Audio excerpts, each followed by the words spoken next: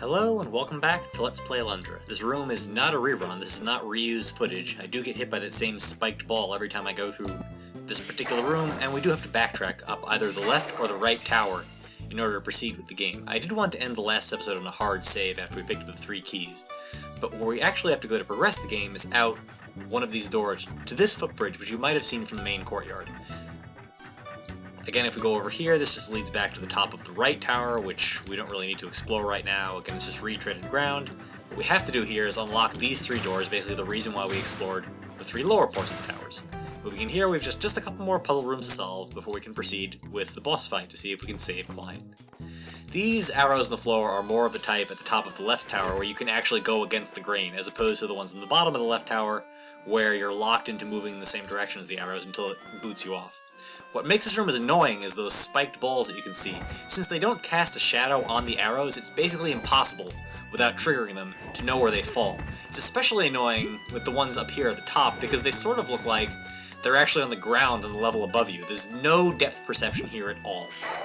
So, I mean, since I already take a lot of hits from spike balls traditionally in this game, I suppose it was just inevitable that I just tank a lot of hits making our way through. The game almost apologizes to you for doing this to you because it gives you an herb, halfway through the room, and a strength tonic up here at the top, but of course we already have maxed out on strength tonics. We're also right up at the boss, so I'm assuming the game is giving us a few healing items to repair us. Particularly considering that before we actually enter the boss room, we get a full heal anyway. So let's, go say hi to Kline. How you doing, buddy? I forgive you for that whole trying to kill us thing, as long as you don't do it again. Huh. I feel casually optimistic about this scenario. Oh sure, now he wants us to do him a favor. Alright, so, boss time. This is the soul leech.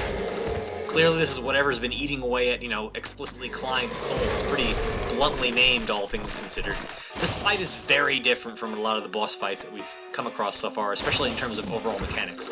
If you recall the first boss fight against Wendell, or I should say against the gelatinoid in Wendell's dream, even though Wendell was present in the boss arena the entire time, he couldn't actually take damage from any of the enemies in the arena itself. Kline is different. Kline can actually get sucked into the boss's maw if he's close enough and Alundra isn't there to close it. The boss's maw will close if you hit it twice, meaning that your best weapon is the flail. It's actually very difficult to get 2 hits in before you or Kline get eaten, and if either of you do, he will immediately close and chew you up, and you'll take 2 points of damage. Supposedly you could plant 2 bombs in front of him, and that'll work to close him, but I've never actually been able to get it to work correctly. Ideally what you want to do is position one of the slimes in between you and the boss's mouth, because the boss will give preference to sucking whatever's immediately in front of him. You can also take a little bit of damage to get yourself some mercy invulnerability, and then you won't get immediately drawn in. As it is, I guess in general, I just took a while to get used to the general flow of the fight, so it took a lot of damage. But again, since we're maxed out on healing items, it isn't really a concern in the long run. Yes, there we go. So yeah, he will kill any of the slimes he sucks up. You're supposed to kill them yourself for health pickups, but realistically you're not really well positioned to do so, because the overall sort of the hit box of the flail that's ideal for fighting the boss itself isn't great for clearing out large amounts of slimes as opposed to something like the sword with an arc, or something that hits within an arc. So yeah, we had to use our strength tonic now that the game hasn't been dumping them on us the entire way through, and a couple of herbs. Nothing too bad though. After we land enough hits, though, Septimus pulls us out of the dream. Now remember the last time this happened was back in Olin's dream, and the end result of that was that Olin died graphically in front of us, so it doesn't augur well for Kline. Or maybe it does, because he's apparently up and kicking already. Yeah, so in case you were wondering if we were actually ever going to see Werewolf Kline in real life as opposed to just in the dream that Sybil gave us, now is the time for that to happen. And no, the villagers don't run away or anything. I mean, we can see Kline can jump pretty damn high, so you think he'll be able to just escape the ring that they formed for us, but realistically all it does is fence us in with him and force us to actually deal with the matter. So this fight is not terribly difficult, although I do take a bunch of hits, which is unfortunate, especially considering the number of healing items I used during the Soul Leech battle. Basically, Kline will charge at you, very short distance at a time. As I did not realize up until basically that moment there, this charge attack from the sword doesn't actually damage him, which is a little strange. All you really want to do is wait for him to charge at you, and then hit him about 10 times with the sword. I don't think the flail or the sword do particularly more damage one over the other. So it's just a matter of waiting him out, and getting the hang of how far he charges in a single dash.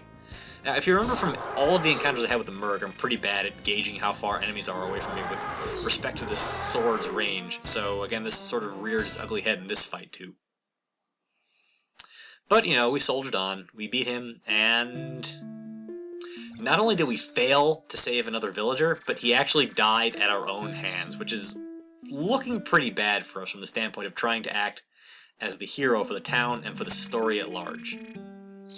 So,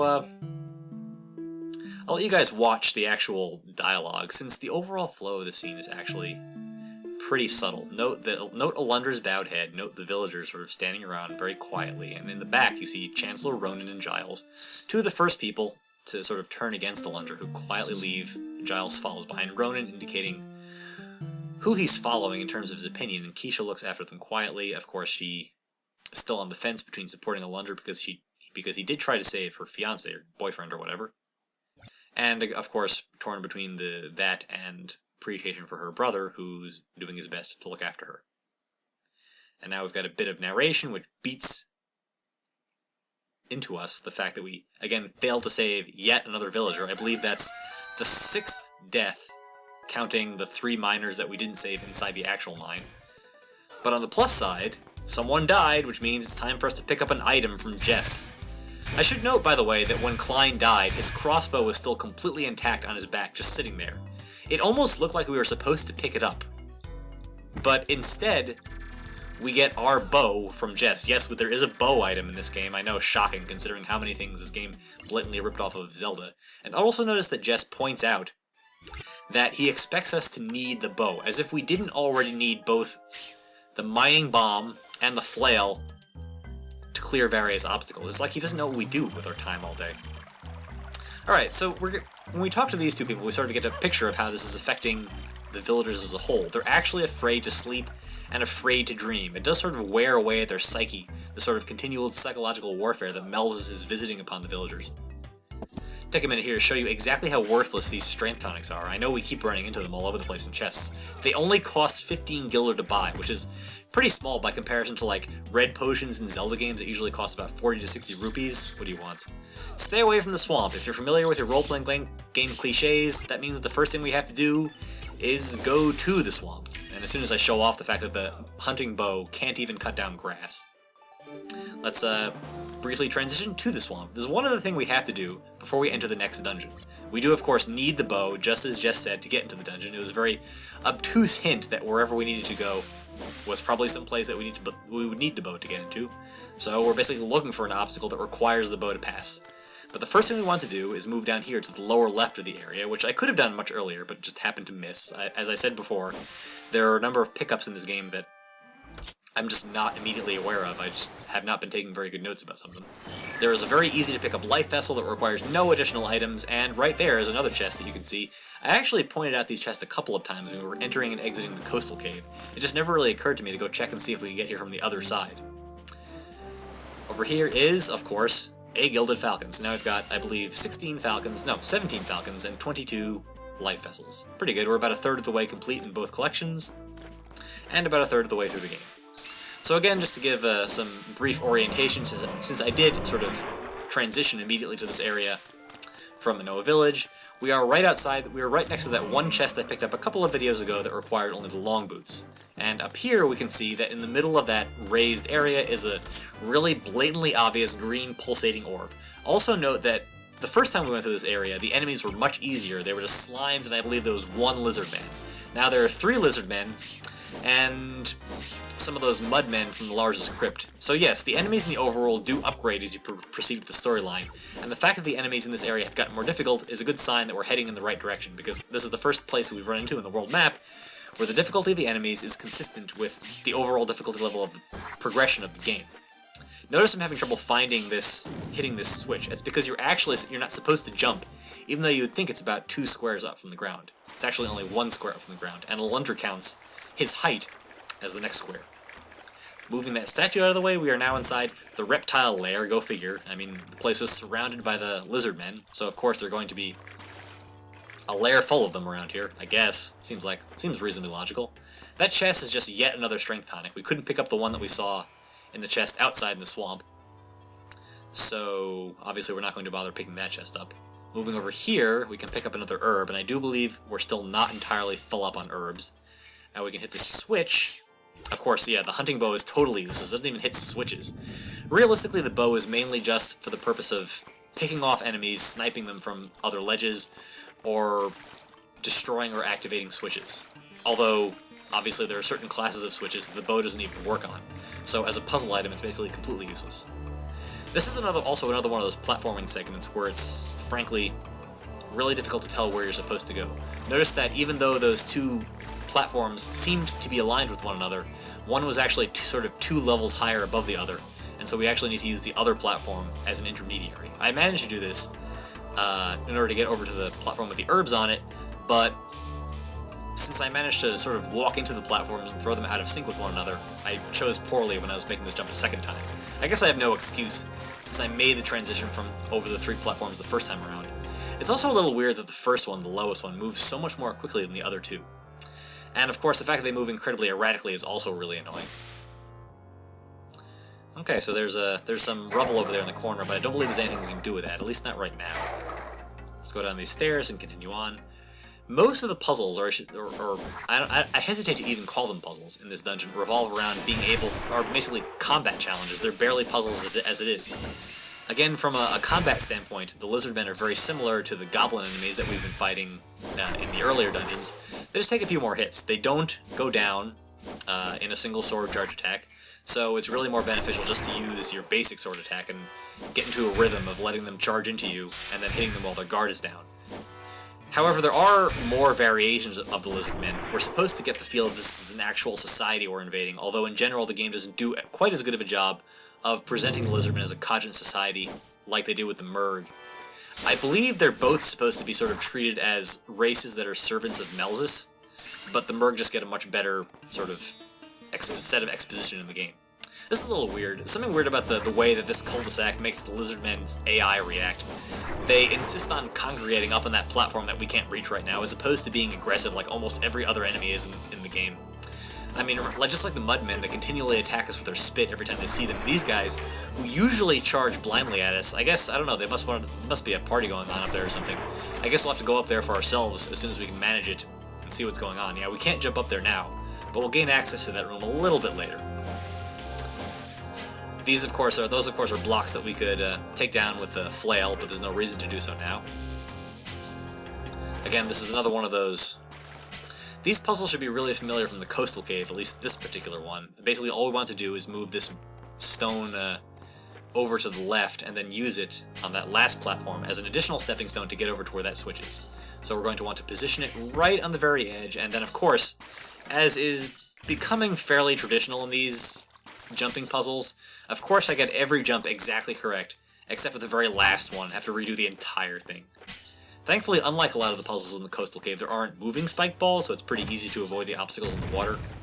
Still a pain in the butt, though. I'm getting a little tired of having to retread all this ground, and that doesn't count the runs I have in some of these rooms that I don't show. Yeah, those are flail breakable columns, but they don't contain anything interesting.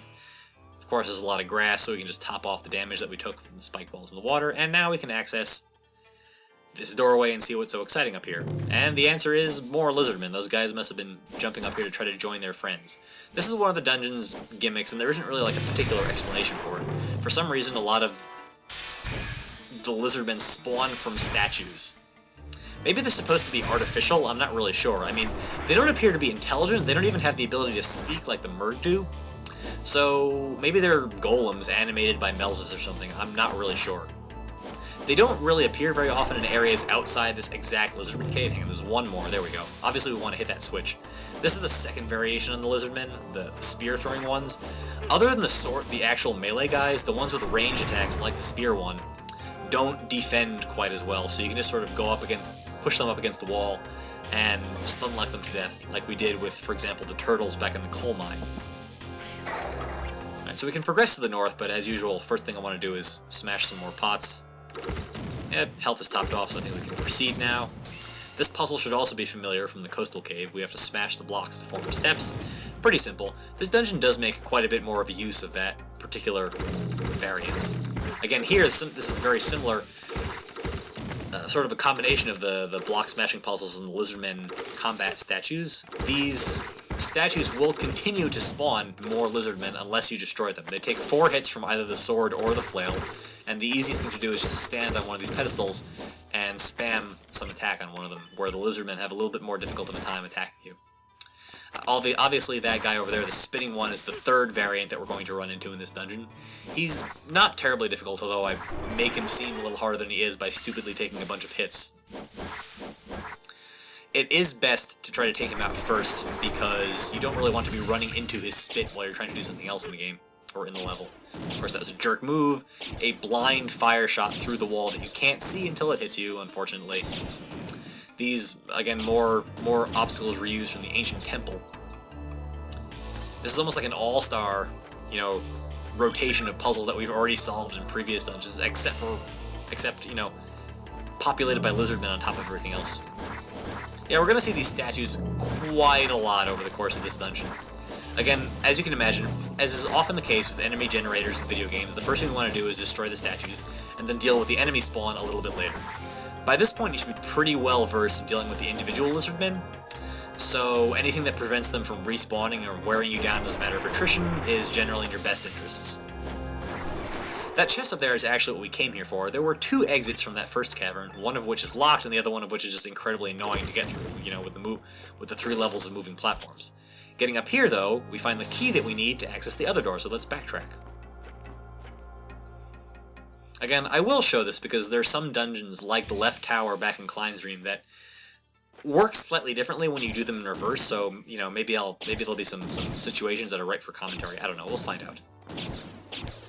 Obviously, someone thought well enough to actually put stairs there, so it would be slightly easier to do this room again in reverse, and we can ignore most of the lizardman combat sequences. You're actually supposed to use the hunter's bow to destroy the statues before you actually activate them and cause enemies to spawn, but considering how difficult it is to tell exactly which ones are going to spawn lizardmen, it's not really worth your time to sort of sit there and try to snipe every statue to see which ones actually react to your attacks.